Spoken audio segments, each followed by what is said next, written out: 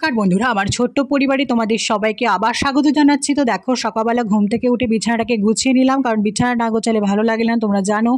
তো সেই জন্য বিছানাটাকে ঝটপট গুছিয়ে নিয়েছি। তো মা এদিকে দেখো গোলা রুটি আর চা বানিয়েছিল, কারণ মা বোনকে নিয়ে বেরোবে। মার আজকে শরীরটা ভালো লাগছে না, বোনেরও শরীরটা ভালো লাগছে না। তো দেখো, তোমরা যারা যেখান থেকে দেখছো তারা অবশ্যই সাবধানে থাকো, কারণ এই সময়টা সবারই জ্বর হচ্ছে। তো খুব সাবধান, কারণ আমার ছেলের জ্বর হয়েছিল, তারপর দেখছি মা বোনেরও মোটামুটি জ্বর জ্বর ভাব। তো দেখো, একটুখানি ডাক্তার কাছে ওরা যাবে, কারণ ডাক্তারের ওষুধ না খেলে ভালো হচ্ছে না। এই জ্বরটা 5-6 দিন মতো স্টে করছে।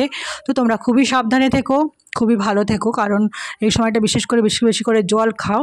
তো দেখো, ছেলেকে একটুখানি পড়াতে বসিয়েছি, কারণ অনেকটা টাইম আর পড়ানো হয়নি, বেশ কদিনও পড়তে বসেনি, সেজন্য ভুলেও গেছে, কারণ বাচ্চারা না পড়াতে বসলেই ভুলে যায়। তো দেখো 12:15 বেজে গেছে পড়াতে পড়াতে। তারপরে দেখো একটু স্নান করিয়ে দেবো ওকে, কারণ ওকে স্নান না করলে আমি স্নান করতে পারবো না। তো সেই জন্য তো ওকে স্নান করিয়ে আমি স্নান করে নিলাম। তারপরে দেখো, আজকে একটুখানি রোদ্দুরে দেখা মিলেছিল। তো তোমরা যারা যেখান থেকে দেখছো অবশ্যই কমেন্ট করে জানিও তোমাদের ওখানেও কি রোদ্দুর হয়েছিল আজকে। তো দেখো, আমি স্নান করে নিয়েছি, তো ওকে স্নান করে বসিয়ে দিয়েছি, কারণ ওকে না বসালে আমি আজকে রান্না করতে পারবো না। তো মা আজকে অনেক জামা কাপড় কেচেছে, তো মাকে জন্য বলেছি আজকে আমি রান্না করছি। তো দেখো, একটা রেসিপি তোমাদের সাথে শেয়ার করবো। এদিকে দেখো, মা প্রচুর জামা কাপড় মেলে দিয়েছে। এদিকে আকাশের অবস্থাও খুবই খারাপ, বৃষ্টি আসবে আসবে এরকম ভাব। তো দেখো, আকাশে প্রচণ্ড মেঘ করেছে, কারণ এই মুহূর্তে যদি বৃষ্টিটা আসে পুরো সব ভিজে যাবে। তো যাই হোক, ঠাকুর ভালো করেছিল, যাই হোক বৃষ্টিটা আসেনি, অনেকটা শুকিয়ে শুকিয়ে গিয়েছিল, তারপর বৃষ্টি হয়েছে। তো দেখো, এদিকে আমি রান্নাটাও চাপিয়ে দিয়েছি। তো দেখো, আজকে আলু সয়াবিনের একটা রেসিপি তোমাদের সাথে শেয়ার করছি। তো দেখো কিভাবে আমি রান্না করি, তো এটা তোমাদের সাথে আজকে শেয়ার করে দিচ্ছি। তো দেখো, আমি প্রথমে আলু সয়াবিনটাকে ভালো করে সেদ্ধ করে নিয়েছি, প্রেশার কুকারে সেদ্ধ করেছি, কারণ প্রেশার কুকারে একটা সিটি দিলে না সয়াবিনটা খুব সুন্দর গলে যায়। তো দেখো, প্রথমে গোটা গরম মশলা আর গোটা জিরে ফোড়ন দিয়ে নিলাম, তারপর আদা রসুনের পেস্টটা দিয়ে নিলাম। তারপর দেখো ভালো করে কষাবো, কষিয়ে তারপরে হলুদ আর লবণটা দেবো। দেওয়ার পরে, কারণ কালারটা আসে এই সময়টা হলুদ আর হলুদটা দিলে, তো সেই জন্য। তো দেখো, হলুদটা দিয়ে দিলাম, তো এখানে লবণটাকে অ্যাড করেছি, মানে এখানেই লবণটাকে দিয়ে দিলাম, কারণ কষানোর সময় বিশেষ করে লবণ দিই না, বেশি জল গলে, তো সেই জন্য। তো দেখো, লবণটা দেওয়ার পরে তারপরে এখানটা দেখো তেল ছেড়ে দিয়েছে, তারপরে আমি দেবো ওই যে সেদ্ধ করা সয়াবিন আলুটা দিয়ে, তারপর একটুখানি ভালো করে কষিয়ে নেব।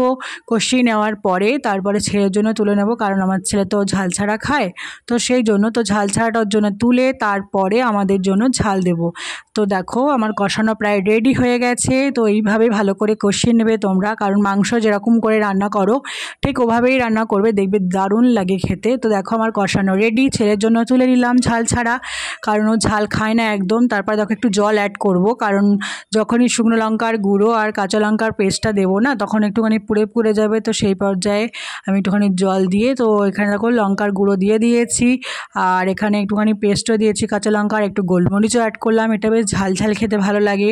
তোমরা যেরকম যারা ঝোল খাবে সেরকম ঝোল দেবে, ঝোল দিয়ে নামিয়ে নেবে গরম মশলা দিয়ে। তো দেখো, এরকমভাবে করে দেখো একবার, বেশ দারুণ লাগে খেতে।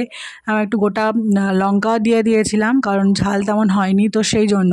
তারপরে তোমরা পরিমাণ মতো লবণ অ্যাড করে নেবে এই পর্যায়ে, যদি টেস্ট খারাপ লাগে তো টেস্ট করে তারপরে লবণ দেবে। তো দেখো, এরকম হয়েছিল, তো খেতে বেশ দারুণ হয়েছিল। লাঞ্চ থালিটাকে তোমাদের সামনে সাজিয়ে দিচ্ছি। তো আজকে স্যালাড দিয়ে লাঞ্চ থালিটাকে সাজিয়ে দিয়েছি। তো আজকে রান্না হচ্ছিল উচ্ছে আলু ভাজা, আর হচ্ছিল একটা সবজি, আর সয়াবিন আলুর তরকারি, আর আম তো আছেই। তো দেখো, লাঞ্চ থালিটা এরকম ছিল, কেমন হচ্ছে অবশ্যই কমেন্ট করে জানিও। তারপরে দেখো, এখানে আমি ছেলেকে সন্ধ্যাবেলা একটুখানি মুড়ি দিলাম, কারণ মুড়ি খেতেও বেশ ভালোবাসে, তো সেই জন্য। তো এখানে দেখো, মুড়ি নিয়ে খেলাও করছে।